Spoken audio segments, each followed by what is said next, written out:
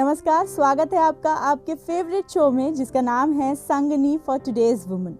मैं हूं आपकी होस्ट, आपकी संगनी हिना कुकरेजा, और मैं आज लेके आई हूं आपके लिए आपका हेल्थ स्पेशलाइज्ड एपिसोड, जहां सबसे पहले हम देंगे आपको कुछ खास डाइट टिप्स, बीच में करेंगे हमारी हेल्थ एक्सपर्ट से बात कुछ हेल्थ इश्यूज पे, और आखिर में आपको ले चलेंगे आपकी स्पेशल योगा क्लास में। तो चलिए एपिसोड शुरू करने से पहले देख लेते हैं आज के एपिसोड की कुछ खास हाइलाइट्स। प्याज खाने से ब्लड प्रेशर भी सामान्य रहता है। इससे ना तो ब्लड प्रेशर होता है और ना ही high blood pressure. Hair growth, face पे हेयर ग्रोथ हो रही है, एक्सेसिव वेट गेन हो रहा है, एक्ने बहुत ज़्यादा है, तो ये एक्ने जो है ये पैथोलॉजिकल हो जाते हैं। हाथों को ज़मीन से छू देना, कोहनियों को ज़मीन से छू देना और माथे को ज़मीन से छू देना। ये ध्यान रहे कि आपके हिप्स आपके एड़ियों पर ही टिके रहेंगे। तो चलिए इसी के साथ बढ़ते हैं एपिसोड की शुरुआत की तरफ, और सबसे पहले स्टार्टिंग करते हैं डाइट से, जहां हम आपसे शेयर करेंगे कुछ खास डाइट टिप्स। क्या कुछ चीज़ें आपको एसेंशियली अपनी डाइट में इंक्लूड करनी चाहिए और कौन सी चीज़ों को अवॉइड करना चाहिए, ये सारी इन्फॉर्मेशन हम आपसे डिस्कस करेंगे आज इस सेगमेंट में। तो चलिए देखते हैं क्या खास इन्फॉर्मेशन है आपके लिए इस सेगमेंट में।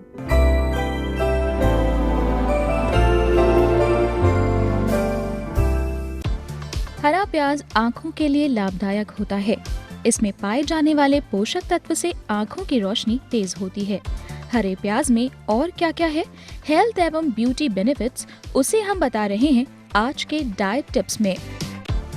विटामिन सी और के की वजह से हरे प्याज का सेवन हड्डियों को भी मजबूत बनाता है।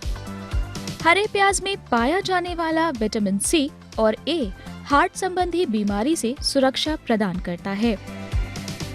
इम्यून सिस्टम के लिए भी हरे प्याज का सेवन लाभदायक होता है। प्याज खाने से ब्लड प्रेशर भी सामान्य रहता है। इससे ना तो ब्लड प्रेशर होता है और ना ही हाई ब्लड प्रेशर। सल्फर की अधिकता की वजह से हरा प्याज खाने से फंगल इन्फेक्शन की शिकायत नहीं होती है। हरे प्याज के एंटी कोलोन तत्व कोलोन कैंसर नहीं होने देते हैं। आइए अब जानते हैं कि हरे प्याज के सेवन से हमें ब्यूटी संबंधित कौन से बेनिफिट्स प्राप्त होते हैं।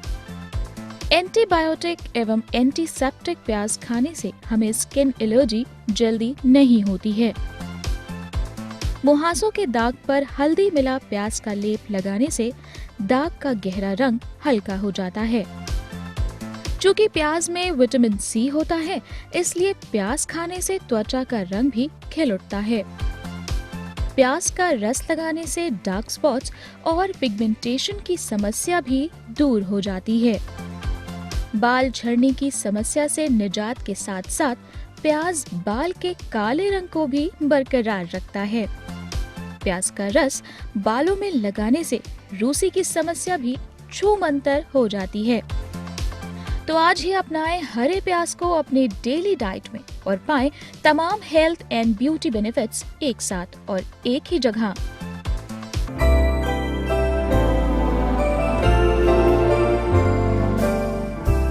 इन डाइट टिप्स को आप रेगुलरली अपने रूटीन में शामिल करिए और आप देखेंगे कि आप फिटनेस की ओर बढ़ रही हैं।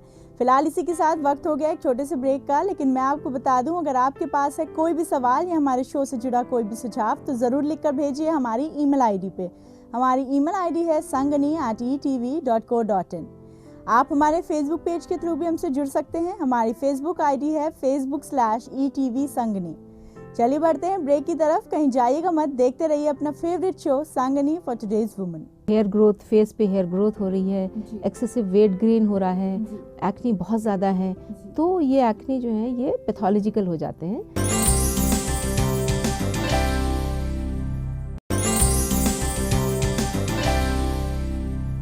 Welcome back after the break. आप देख रही हैं संगनी फॉर टुडेज वुमन। वक्त हो गया है हेल्थ टॉक का, जहां हम जुड़ते हैं अपनी हेल्थ एक्सपर्ट से और डिस्कस करते हैं कुछ हेल्थ इश्यूज।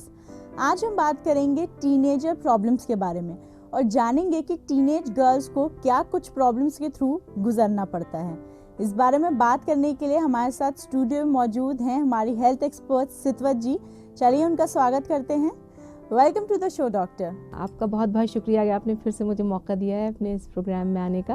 डॉक्टर, आज हम बात कर रहे हैं टीनेजर प्रॉब्लम्स के बारे में। तो मैं आपसे पूछना चाहूँगी, क्या कुछ बेसिक प्रॉब्लम्स होती हैं जो इस एज की लड़कियों को जिससे गुजरना पड़ता है? टीनेज, जैसे मैं आपको बताऊं, टीनेज का मतलब ही टीन से होता है। That means 13 years of age से लेके 19 इयर्स ऑफ एज तक जो हमारी होती है एज, उसको टीनेज कहलाती है। और बच्चियां जो हैं इस एज में एक चाइल्डहुड से लेके और वो एक अडल्टहुड की तरफ जा रही होती हैं। तो ये एक ट्रांजिशन फेज़ होता है बॉडी में जो बहुत ही मायने रखता है बच्चियों की ज़िंदगी में। और जो इसकी एसोसिएटेड प्रॉब्लम्स हैं, जैसे आपने देखा होगा, बचपन उनका ख़त्म हो रहा होता है और बड़ी हो रही होती हैं, उसमें उनकी स्किन में चेंजेस आते हैं, बच्चियों को पिंपल्स होने लगते हैं जिसको एक्नी भी कहते हैं, और पीरियड्स बच्चों के शुरू हो जाते हैं जिसकी वजह से उनके बॉडी में चेंजेस आ रहे होते हैं। प्लस उनकी इस वक्त एक हाइट का स्पर्ट्स भी आते हैं, बच्चे ग्रोथ लेते हैं, बच्चों के सेकेंडरी सेक्सुअल कैरेक्टर्स और ब्रेस्ट डेवलपमेंट वगैरह भी इस पीरियड में शुरू होते हैं। तो इन सब चीज़ों की वजह से साइकोलॉजिकली भी बच्चों पे बहुत एक अब्रप्ट चेंजेस आते हैं। इसके अलावा डॉक्टर, हमने देखा है कि खास तौर पे कुछ ऐसे एबनॉर्मल पेन्स होते हैं टीनेज में, जब हार्मोनल चेंजेस होते हैं बहुत ज़्यादा, तो उसमें जो हमारी मदर्स होती हैं वो दवाइयाँ देने में थोड़ा हेजिटेट करती हैं या समझ में नहीं आता कि कौन सी दवाइयाँ दें। तो इसका राइट प्रोसीजर क्या होता है? डॉक्टर से कंसल्ट करें या कोई कॉमन सी ऐसी दवा है जो हम दे सकते हैं, ये बताइए। देखिए, बहुत माँओं का और जो उनकी एल्डर सिस्टर्स हैं उन सब का बहुत अहम रोल होता है। इसमें बच्चों को सेक्स एजुकेशन देना बहुत इम्पॉर्टेंट होता है। बच्चों को बताना पड़ता है कि ये चीज़ कुछ नई नहीं है, ये सबके साथ होता है और इसको कैसे हैंडल करना है। आजकल तो स्कूल में भी सेक्स एजुकेशन काफ़ी दी जाती है, क्योंकि इससे बॉडी के फिज़िकल चेंजेस के साथ साथ इमोशनल भी चेंजेस इसमें हो रहे होते हैं। तो जब बच्चों को पता चलेगा कि ये नॉर्मल चेंजेस हैं, और तो बच्चे इसको ईज़िली अडेप्ट करेंगे। तो जैसे पीरियड्स के बारे में बच्चों को बताना होता है कि बेटा पेन क्यों होता है, किस लिए होता है, यूट्रस का कॉन्ट्रैक्शंस होते हैं, प्रोस्टाग्लैंडिन्स रिलीज़ होते हैं, इस वजह से पेन होता है। तो उसके लिए बच्चों को पेन बिल्कुल सफ़र नहीं करना देना चाहिए। बच्चों को जैसे ही पीरियड शुरू हो, बच्चों को ज़रा भी पेन हो तो फ़ौरन काफ़ी सारी दवाएं हैं सिंपल जो दे सकते हैं, जिससे बच्चों को पेन नहीं होगा। हमें बिल्कुल भी इग्नोर नहीं करना चाहिए, पेन बच्चों को बिल्कुल नहीं होना चाहिए, क्योंकि पेन जो प्रोसेस है, जो ब्लीडिंग है, जो वो तो होता रहेगा। ओनली थिंग इज़ कि बच्चों को पता नहीं चलेगा पेन का। तो बहुत ही सिंपल मेडिकेशंस हैं जो एंटी प्रोस्टाग्लैंडिन मेडिसिन्स हैं, जिससे थोड़ी ब्लीडिंग भी कम होती है और पेन भी बच्चों को नहीं होता है। और दूसरी चीज़ ये है कि बच्चों को थोड़ा सा एप्रीहेंशन होता है कि हमें इस मंथ पीरियड नहीं हुआ, मतलब हर मंथ नहीं हो रहा है। माँओं को भी एप्रीहेंशन होता है। तो उसमें आपको मैं बताना चाहूँगी, टीनेज में कोई ऐसी इमीडिएट प्रॉब्लम नहीं होती है। अगर बच्चों को इरेगुलर साइकिल्स भी हैं तो उसमें बहुत परेशान होने की ज़रूरत नहीं होती है। डॉक्टर, जैसे कि आपने कहा कि एक्ने प्रॉब्लम्स हो जाती हैं जो हार्मोनल चेंजेस की वजह से ये सारी कॉमन प्रॉब्लम्स होती हैं, तो इन्हें अवॉइड करने के लिए या एक प्रिकॉशनरी तौर पे हम क्या कर सकते हैं, ये बताइए। थोड़ा सा एक्ने होना नॉर्मल होता है। एक्ने इसलिए होते हैं कि स्किन जो है वो ऑयल ग्लैंड्स डेवलप हो रहे होते हैं। कहीं इम्बैलेंस हो जाता है ऑयल ग्लैंड्स का, तो उसी में क्लॉग कर जाते हैं, तो उससे कभी कभी एक्ने हो जाते हैं बच्चों को। लेकिन अगर यही एक्ने हेयर ग्रोथ, फेस पे हेयर ग्रोथ हो रही है, एक्सेसिव वेट गेन हो रहा है, एक्ने बहुत ज़्यादा है, तो ये एक्ने जो है ये पैथोलॉजिकल हो जाते हैं, जो कि पॉलीसिस्टिक ओवेरियन डिजीज़ के साथ एसोसिएटेड हो जाते हैं। तो उस कंडीशन में हम लोग थोड़ा सा इनको लो डोज ईस्ट्रोजन पिल्स वगैरह देते हैं ताकि उसको कंट्रोल कर लें। और अगर हल्के हैं एक्ने और जो नॉर्मल पिंपल्स हैं तो वो बेंजोएट क्रीम्स आती हैं, क्लिंडामाइसिन क्रीम्स हैं, माइल्ड फेस वॉशेस हैं, वो लगाने से काफ़ी बच्चों को ठीक हो जाते हैं। तो इसके अलावा डॉक्टर, एक चीज़ जो खास तौर पे टीनेज गर्ल्स में देखी गई है कि बहुत ज़्यादा मूड स्विंग्स होते हैं। माना जाता है कि ये सारी चीज़ें हार्मोनल इंडिफरेंसेस की वजह से होती हैं, लेकिन इसे हम हैंडल किस तरीके से करें, ये बताइए। अक्सर देखा गया है टीनेज बच्चियां जो हैं अपने वेट को लेके, कभी कभी इन बच्चों में एनोरेक्सिया नर्वसो हो जाता है, कभी बुलिमिया हो जाता है। एनोरेक्सिया नर्वसा का मतलब ये बच्चे एकदम खाना पीना छोड़ देते हैं और एकदम फिगर कॉन्शियस हो जाते हैं, और बुलिमिया का मतलब ये है कि एक्सेसिव ईटिंग, उससे एकदम वेट गेन करने लगते हैं। तो ये सारी चीज़ें इस एज ग्रुप में बहुत देखी गई हैं, और उसी में फिर माँओं का और बड़ी सिस्टर्स का और डॉक्टर्स का रोल आता है, ताकि इसमें बच्चों को राइट टाइप ऑफ डाइट बहुत इम्पोर्टेंट है। फास्ट फूड थोड़ा अवॉइड करें, और यही एज होती है जिसमें बच्चों का 9, 10th और बोर्ड्स सारी चीज़ें होती हैं, तो उसमें सारी चीज़ें मिल के बच्चों के लिए एक थोड़ा सा एक स्ट्रेसफुल पीरियड हो जाता है ये। तो उसमें काउंसलिंग बहुत रोल प्ले करती है, जिसमें बच्चों को बताना पड़ता है कि ये चीज़ें बिल्कुल नॉर्मल हैं और सबको साथ होती हैं, और थोड़ा स्पोर्ट्स में इंडल्ज करें तो बहुत अच्छा रहता है।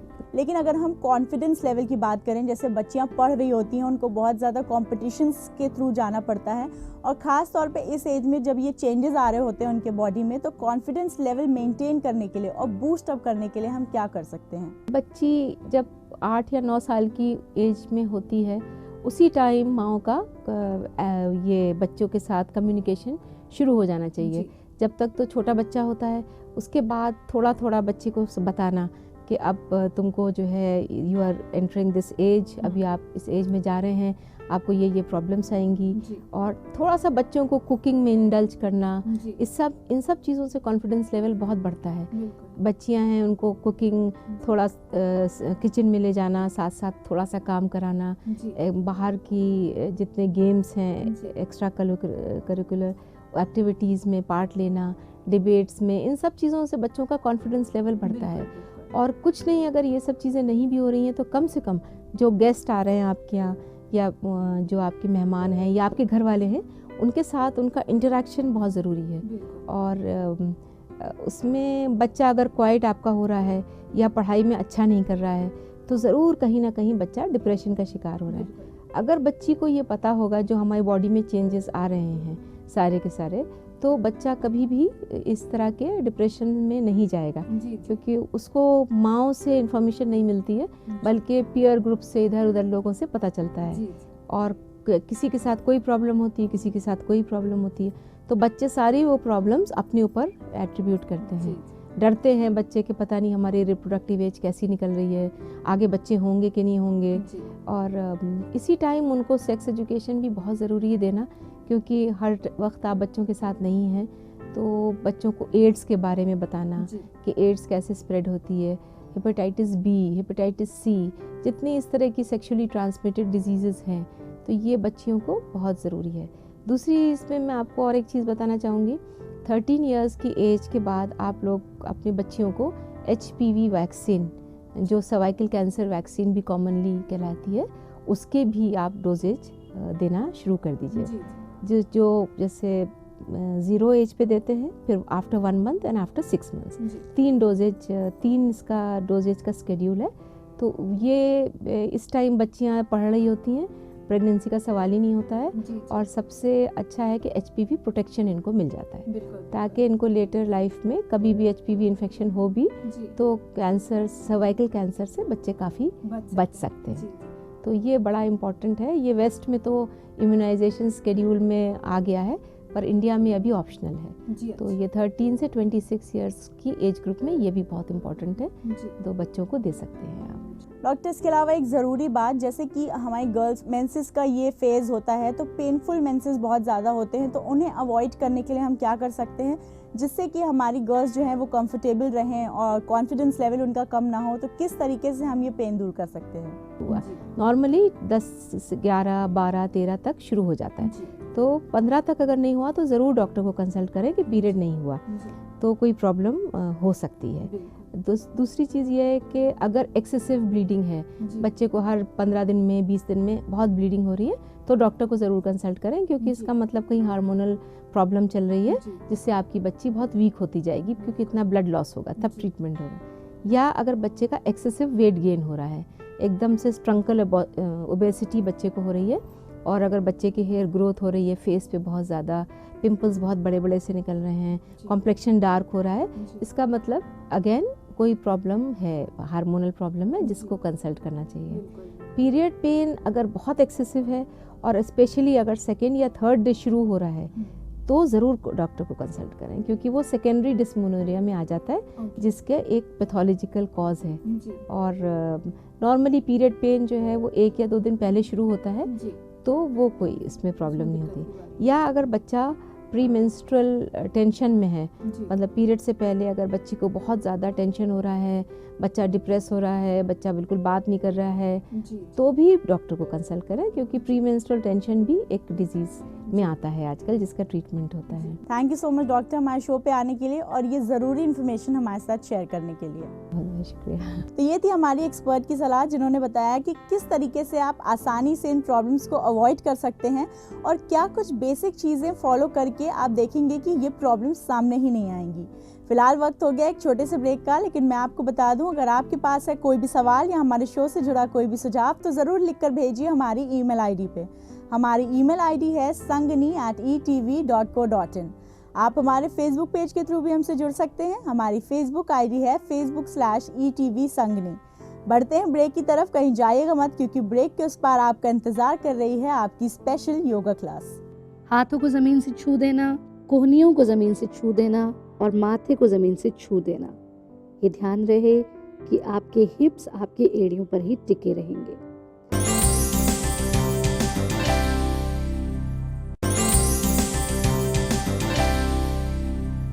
Welcome back after the break. आप देख रहे हैं अपना favourite show Sangini for today's women.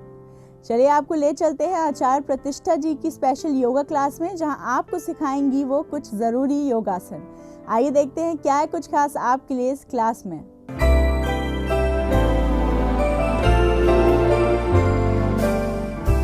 नमस्ते, मैं हूं आचार्य प्रतिष्ठा और हम आज जिस विषय को आपके सामने लेकर के आए हैं, यूं तो हम 40 से अधिक 40+ एज ग्रुप की महिलाओं के जितनी भी समस्याएं हैं उनको कवर कर रहे हैं, लेकिन ये समस्या सिर्फ 40+ महिलाओं की नहीं है। मैं अपने आसपास देखती हूँ कि हर आयु वर्ग इस समस्या से ग्रसित है, इस समस्या से परेशान है। वो खुद भी इस समस्या के बारे में जानते हैं, लेकिन समाधान किसी के पास नहीं है। जी हाँ, हम बात कर रहे हैं एंगर की, क्रोध की। कोई दवाई, कोई मेडिसिन गुस्से को कंट्रोल नहीं कर सकती सिवाय योग के। योग एक ऐसी जीवन शैली है जो एंगर मैनेजमेंट बहुत आसानी से आपको सिखा देती है। क्रोध को नियंत्रित करने के लिए आपको आज के एपिसोड में हम 2 से 3 क्रियाएं बताएंगे और कुछ ऐसी टिप्स जो आपको एंगर मैनेजमेंट में लाभकारी हैं। सबसे पहले हम क्रोध से दूर जाने के लिए, क्रोध से निजात पाने के लिए, शांत रहने के लिए, पीसफुल रहने के लिए अभ्यास करते हैं गुरु प्रणाम आसन का। एक चीज़ आप हमेशा ध्यान रखिए कि जब आप गुरु के घर में होते हैं, तब जब भी आप गुरु के सामने हैं तो आप अपने सारे विकारों को, सारी ईगो को, सारे क्रोध को त्याग करके गुरु के चरणों में अपने आप को समर्पित कर देते हैं। बस यही हम करते हैं गुरु प्रणाम आसन में, यथा नाम तथा गुणा। कैसे करेंगे गुरु प्रणाम आसन? गुरु प्रणाम आसन के लिए वज्रासन में बैठ जाएंगे। वज्रासन अब आप जान ही चुके हैं कि आप दोनों पंजों को मिला लेंगे, एड़ी खुली रहेगी और खुली हुई एड़ी पे आप अपने हिप्स को टिका देंगे। वज्रासन में बैठेंगे, कमर बिल्कुल सीधी रहे, हाथों को नमस्ते की स्थिति में ले लेंगे, आंखें बंद, मन बिल्कुल शांत। मन से सारे विकारों को निकाल करके फेंक देंगे। सिर्फ अपने आप को शांति में देखना, ऐसे कि स्वयं को अपने गुरु के आगे समर्पित करने आप जा रहे हैं। सांस भरते हुए दोनों हाथों को ऊपर की ओर उठाना, पूरा ऊपर की ओर स्ट्रेच करना, थोड़ा सा पीछे बेंड करना,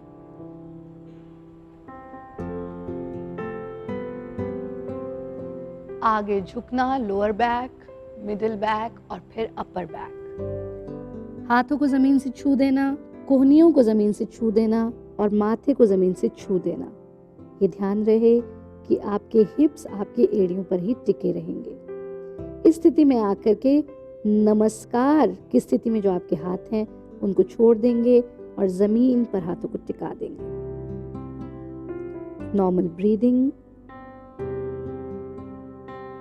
यथा सामर्थ्य नॉर्मल ब्रीदिंग के साथ इस स्थिति में रुके रहें। मन शांत है, कहीं कोई क्रोध का भाव नहीं है। धीरे से अपनी कोहनियों को उठाएंगे, अपने चेहरे को उठाएंगे, अपने हाथों को फिर से जोड़ करके ऊपर की ओर ले आएंगे, फिर पीछे बेंड होना, कमर को सीधा कर देंगे, हाथों को फिर नमस्ते की स्थिति में ले आएंगे, हाथों को जंघाओं पर टिका देंगे। यहीं से क्रोध पे नियंत्रण पाने के लिए जो हम दूसरी क्रिया का अभ्यास लेंगे वो है आनंद मदिरा। पता नहीं कौन कौन सी मदिरा पीते रहते हैं, लेकिन एक मदिरा ऐसी है जो योग की मदिरा है, जिसका नशा ऐसा, जैसे ईश्वर के नाम का नशा ऐसा है जिसके आगे सब नशे फीके हैं, ऐसे ही आनंद मदिरा आपको आनंद देती है, क्रोध से आपको दूर ले जाती है, मन को शांत करती है। आप एंगर मैनेजमेंट सीखते हैं, कैसे आप गुस्से को नियंत्रित कर सकते हैं। इसी तरह से वज्रासन में आप बैठेंगे और अपने हाथों से अपने पैर के टखनों को पकड़ लेंगे, ऐसे कि उंगलियां बाहर की तरफ रहें और अंगूठे अंदर की तरफ। इस स्थिति में आ जाएंगे। आप अपने टखनों पर अपने हाथों के दबाव को अनुभव कर पाते हैं। कमर बिल्कुल सीधी रहेगी और इस स्थिति में आकर गर्दन को पीछे की ओर ढीला छोड़ देंगे, कंधों को बिल्कुल ढीला रखेंगे। कभी कभी इसमें लोग कंधों को स्टिफ कर लेते हैं, तो कंधों को बिल्कुल स्टिफ नहीं होने देना है। गर्दन को ढीला छोड़ेंगे और पूरा ध्यान टिका देंगे आज्ञा चक्र पर, भ्रू मध्य पर, यानी स्पेस बिटवीन द आईब्रोज। ऐसे जैसे आप एक टीवी स्क्रीन को देख रहे हैं, उस स्थान पर जहां आप तिलक लगाते हैं, बिंदी लगाती हैं महिलाएं। न किसी विचार को आने देना, न किसी विचार को जाने देना, न किसी विचार को इनवाइट करना, न किसी विचार को अवॉइड करना। सिर्फ जो विचार आ रहा है उसको शांति से देखना। Let it come, let it go. जब आपको थोड़ा सा गर्दन के पीछे अनकंफर्टेबल महसूस हो, गर्दन को सीधा कर देंगे। आपके भ्रू मध्य पर जो जो विचार आ रहे थे, let everything fade out, let it be clear, let your screen be clear. हाथों को वापस ला करके घुटनों पर टिका देंगे। आंखें खोलने की कोई जल्दी नहीं करेंगे, धीरे धीरे से आंखें खोल देंगे। ये किया आपने आनंद मदिरा आसन का अभ्यास। आनंद मदिरा का अभ्यास करें, गुरु प्रणाम आसन का अभ्यास करें, और इसके साथ 2 क्रियाएं और हैं जो हम आपको बताएंगे अगले एपिसोड में। और ये तो हुई आसनों की बात, इनके अलावा आपको थोड़े से लाइफस्टाइल चेंजेस लाने हैं, उन सब पे हम चर्चा करेंगे अगले एपिसोड में।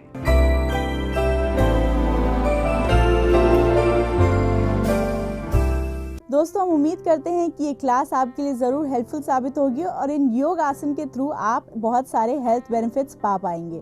फिलहाल इसी के साथ वक्त हो गया आपसे इजाज़त लेने का, लेकिन मैं आपको बता दूं, अगर आपके पास है कोई भी सवाल या हमारे शो से जुड़ा कोई भी सुझाव, तो ज़रूर लिखकर भेजिए हमारी ईमेल आईडी पे। हमारी ईमेल आईडी है sangani@etv.co.in। आप हमारे फेसबुक पेज के थ्रू भी हमसे जुड़ सकते हैं। हमारी फेसबुक आईडी है facebook/etv संगनी। अब दीजिए अपनी होस्ट हिना और संगनी की पूरी टीम को इजाज़त। आपकी संगनी कल फिर हाजिर होगी कुछ और नई जानकारियों के साथ। तब तक अपना ख्याल रखिए, स्वस्थ रहिए और ब्यूटीफुल दिखिए। नमस्कार।